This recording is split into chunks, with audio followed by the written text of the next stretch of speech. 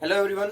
बात करते हैं हमारे 3 राज्यों के चुनाव के नतीजे, जो कि मैं पहले ही डिस्कस कर चुका हूं। अभी हाल ही में क्या चल रहा है कि उठापटक चल रही है, या एक कहें तो मंथन चल रहा है 3 राज्यों के मुख्यमंत्रियों को लेकर। और 3 राज्यों के मुख्यमंत्रियों को लेकर मंथन होना इतने इसलिए भी आवश्यक है क्योंकि अगर 3 राज्यों के मुख्यमंत्री का चुनाव थोड़ा भी आगे पीछे हो जाता है तो डायरेक्टली और इनडायरेक्टली आपको 2024 के चुनावों में देखने को मिलेगा।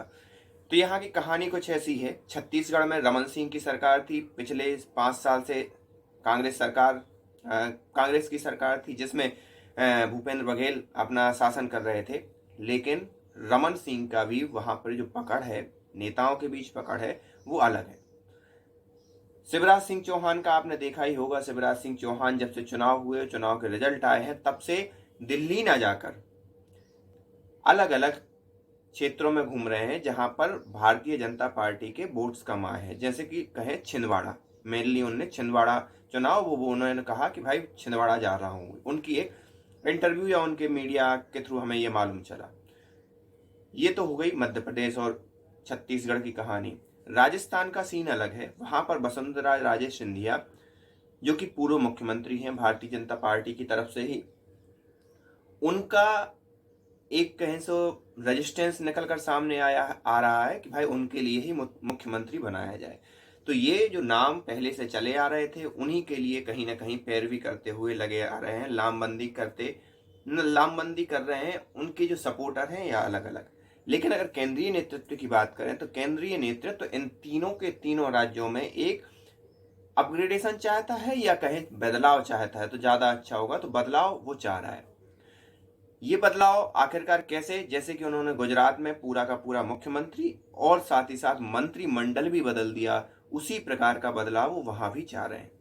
मध्य प्रदेश में हो, छत्तीसगढ़ में हो या राजस्थान में, उसी के तहत उन्होंने क्या करवाया है कि जितने भी अपने मंत्री हैं उनसे क्या करवा दिया है, जो सांसद थे उनसे इस्तीफा दिलवा दिया है। और इस्तीफा देने का कारण यह भी है कि अगले 6 महीने में लोकसभा चुनाव होने वाले हैं। तो अगर वो इस्तीफा दे भी देते हैं तो 6 महीने बाद जो प्रावधान है हमारे कानून का कि 6 महीने वाला के अंदर आपको क्या करवाने पड़ेंगे, चुनाव करवाने पड़ेंगे, तो वैसे भी वो 2024 का चुनाव हो ही जाएगा 6 महीने के अंदर।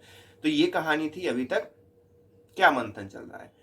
फिर बाद में एक और मोड़ आता है, एक चीज फिक्स हो जाती है, जिसमें ये चीज फिक्स हो जाती है कि शिवराज सिंह चौहान को मध्य प्रदेश का मुख्यमंत्री तो नहीं बना रही है भारतीय जनता पार्टी। और इसका सबसे बड़ा कारण ये है कि कैलाश विजयवर्गीय, जो कि जाने माने दिग्गज नेता है भारतीय जनता पार्टी के, उनसे जब ये पूछा गया कि आखिरकार जीत किसके कारण आई है, क्या लाडली लक्ष्मी योजना के कारण जीत आई है? लाडली लक्ष्मी योजना को इसलिए तवज्जो दी गई क्योंकि शिवराज सिंह चौहान जी ने जीत के बाद, भारतीय जनता पार्टी की मध्य प्रदेश में जीत होने के बाद, लाडली लक्ष्मी योजना को बोला कि लाडली लक्ष्मी योजना के कारण बहुत लाभ मिला और जीत हुई। तो कैलाश विजयवर्गीय ने उसी एक थोड़े से मीडिया का कट या थोड़े से मीडिया के क्वेश्चन का जवाब देते हुए कहा कि छत्तीसगढ़ और राजस्थान में क्या लाडली लक्ष्मी योजना ने जीत दिलाई है?